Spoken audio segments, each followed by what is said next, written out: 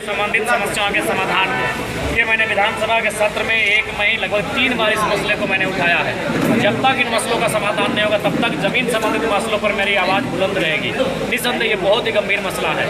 आज जो दुनिया में जंग छिड़ी है, इजराइल रहे, ईरान रहे, फिलिस्तीन रहे, उसका मुख्य कारण कहीं ना कहीं ज़मीन से होकर जाता है। आज भारत और पाकिस्तान के बीच जो जंग छिड़ी है वो पीओके को लेकर वो ज़मीन से होकर जाती है। तो कहीं ना कहीं ज़मीन एक महत्वपूर्ण विषय है। उस पर अगर सरकार गंभीरतापूर्वक अगर कानून बनाकर जो ठोस अनुपालन नहीं करवाती है, रैयतों के साथ न्याय नहीं करती है, तो आने वाले दिन कहीं ना कहीं वो हिंसा हमें इस राज्य में भी देखने को मिलेगी जो आज विश्व स्तर पर हम देखने को मिल रहा है।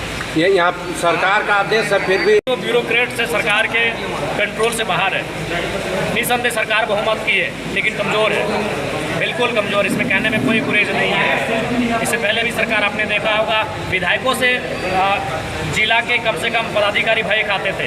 आज परिस्थिति ऐसा हो चुका है कि विधायक तो छोड़िए, सांसद से भी प्रखंड के पदाधिकारी भय नहीं खाते। सरकार ने इतना इनको छूट दे रखा है कमीशन और घोटाले के लिए, तो इस पर सरकार को चिंतन करने की आवश्यकता है, नहीं तो बहुत ही दुर्लभ परिणाम हो सकता है।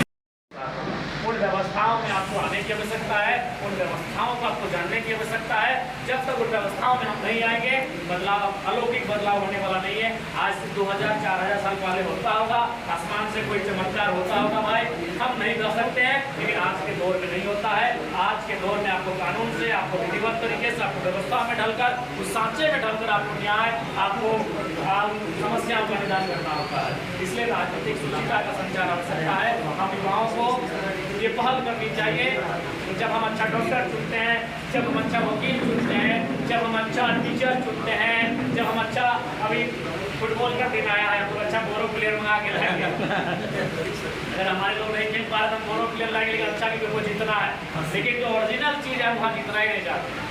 ओरिजिनल जीत क्या मतलब क्या है कि झारखंड शिक्षा में टॉप 5 में होगा, झारखंड खेलकूद में टॉप 5 में होगा, झारखंड हेल्थ के सेक्टर में टॉप 5 में होगा। हम ओरिजिनल जहाँ जीत हमारी होनी चाहिए वहाँ हम जितना नहीं चाहते हैं। इसलिए हमें झारखंड की जीत तभी होगी जब झारखंड इंडेक्स में आगे होगा।